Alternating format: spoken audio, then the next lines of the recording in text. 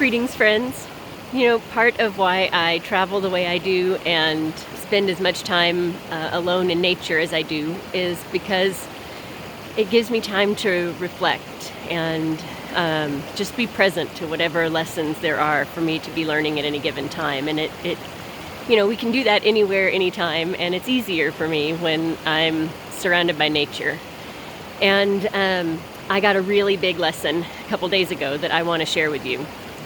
So I decided to follow this little gravel road down towards the lake and see where it would lead. And it led to this really neat little resort area. And it was kind of like camp for grown-ups. It just had all these little log cabins and little places where you could push your canoe out into this beautiful lake. Oh my gosh, this lake was just stunning and had mountains coming right down into the water. I mean, it was just incredible.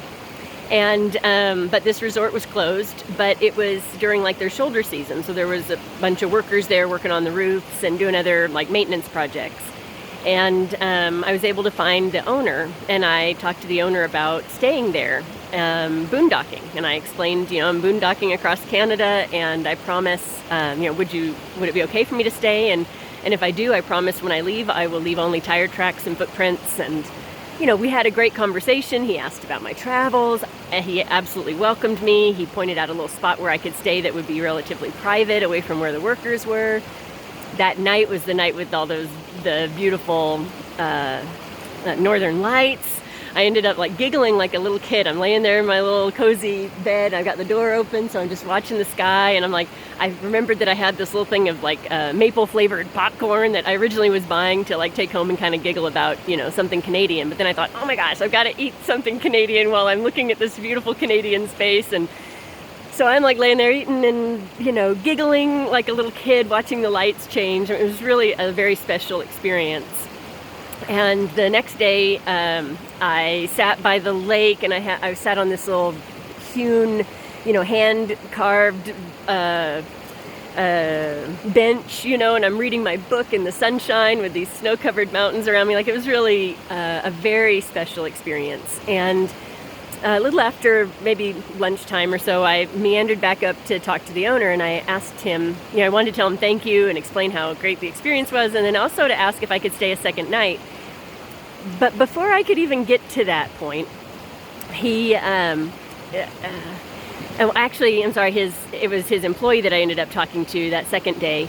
And so before I could even really get to the point of, thanking them for the experience, she kind of stopped me and she said, if you need to stay a second night, that's okay, but we're going to need you to move along tomorrow.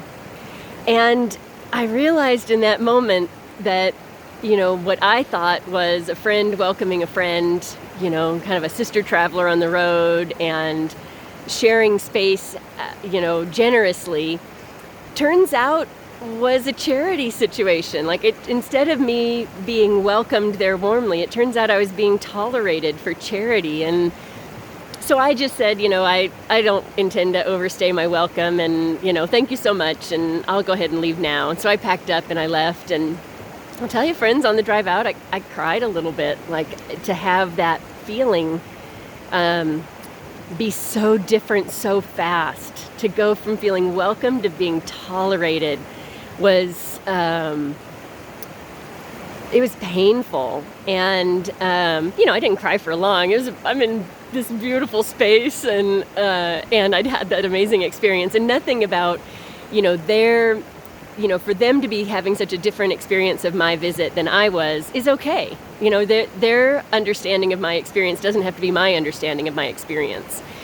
But what it did give me was one of those really beautiful spiritual life lessons, which is that I think there have been many times when my words have said welcome, and maybe my welcome is kind of done, but maybe I thought the nice thing to do was, instead of just say, hey, say I'm hosting a dinner party. Here'd be a simple example of this. Say I'm hosting a dinner party, and after the end of the dinner and after the end of the dessert and maybe after the end of a after dinner beverage, the people still aren't leaving, and you think, the nice thing to do is kind of start to make little hints about how late it is, and, but still be gracious and welcoming. And what I realized in that moment is that it is far more respectful to just be honest. And it I would have far preferred if they had said to me, that was enough. One night's good. Please, head on. Or no, don't stay here. If the welcome isn't a sincere welcome, I would prefer an honest no over a obligatory or charity yes.